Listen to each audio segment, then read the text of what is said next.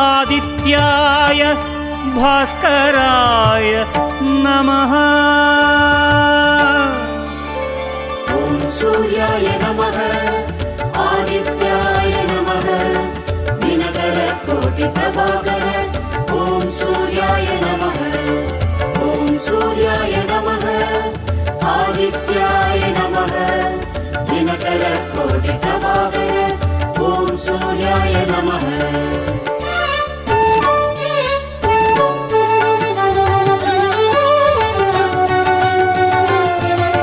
ततो युद्ध परिश्रान्तं समरे चिन्तया स्थितं रावणं चाक्रतो दृष्ट्वा युद्धाय समुपस्थितम्।